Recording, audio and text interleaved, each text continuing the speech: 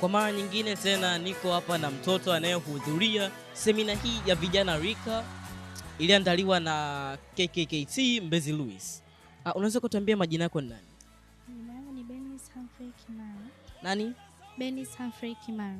Anaitwa Benis Humphrey Kimaro. Unaweza kutuambia unatokea shule gani na uko darasa ngapi? Natokea shule ya Greenbelt School. I'm in class 7. Yuko grade 7, tuna expect afanye national exams. Tunakupa best wishes. Thank you. Okay. Benis, unaweza kutuambia ni kitu gani unakumbuka ulichofundishwa kwenye seminar iliyopita? Inahitaji ukae na watu friendly hata kama wamefanya mambo mabaya past, but achana na hayo, kae na friendly. Na watu ambao wanafanya kitendo kibaya kataa, labda uende kwa report kwa mzazi au kwa mwalimu kama uko shuleni. Benis anatuambia kuhusiana na seminar iliyopita ilikuwa ni namna unavyoishi vizuri na watu.